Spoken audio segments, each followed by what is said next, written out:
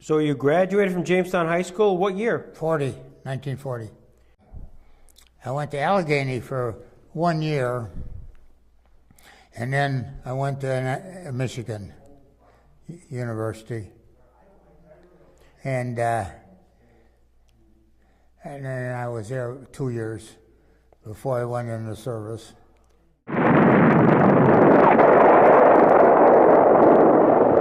December 7th, 1941, a date which will live in infamy. But I was in school in Ann Arbor, and when war was declared. You get drafted, and then where did you go for boot camp? Yeah. Well, I know I was drafted, I think, in the spring. Where did I go for boot camp? Out in Illinois, Camp Grant. Well, then I was assigned to the medical department, and I had to go for that treatment, and that was in Oregon, Eugene, Oregon. I must have been assigned to the 91st Division. They were going overseas, and so that's when we went over. Came back east, and then we went overseas to Africa, and North Africa, I should say, because we were right on the Mediterranean. And then we went to Italy. We had some more practice landings and stuff like that, getting into a small boat and going ashore and that kind of stuff. And then we were transferred to smaller landing craft, not real small landing craft, but like a landing ship, LS, and went farther north, and then went inland. Then we were inland for a year and a half. Just before you get into the mountains, before you get into the Alps, it was in the valley there, and during the winter, we didn't do much, and it didn't advance any. And Florence was the city that we were closest to, Florence, Italy. And when we had any time off or anything, that was a place we went. It was because it was about the only decent-sized city that there's anything to buy, anything to eat, or things like that, just to get away.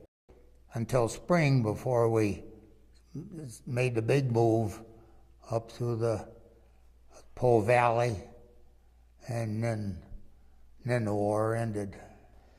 I just remember the Arno River, and yes, there was a campaign there, but as far as I was concerned, it was just another battle. Another struggle, and we just kept moving north, and not being in a military a military company or something.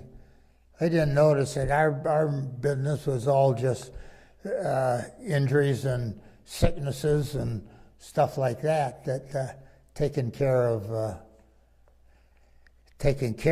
troops, right? Not seeing how far north you could get or anything like that. Yeah. So you were really part of the medical corps. Oh yeah. Yeah. 316th Medical Division. And what was your role there, Charlie? Well, our division had four units, A, B, and C, where each one was connected to a military organization. I shouldn't say organization, to a military group, or should say. And the fourth, we were a clearing station. I was in D, Company D. That was a clearing station for all the others. So all injuries would be picked up by aid stations, treated, and then sent back to us as Company D before they were either returned to their outfit or sent back to hospitals. But that was the final medical thing before they left the division.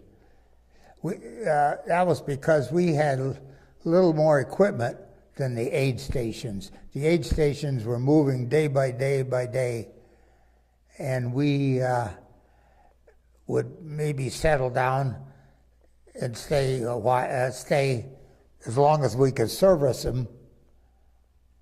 And then when we couldn't do that, well, then we'd move on again and stuff like that. But we had a little more equipment, and I think we had more personnel than the aid stations, because aid stations are like you might say first aid. Mm-hmm. And if they couldn't take care of you, they sent you back to the other one. So you got to see this. You were making decisions on the soldiers' next step. Yeah. So, Yeah. Well, we had. I don't know how many doctors, but they were real MDs, and I think they were specialists too. Some were more into medical things, some were more into physical things, and we always had them on duty, and the rest of us just served them and did what we could to make it easier for the patients, and we could keep a patient, if I remember right, a very short time, like overnight or a couple days or something like that, if they were going to go back. But most of them were sent on to a hospital or another medical unit that was bigger. And of course, a lot of our work was not with patients, but just moving.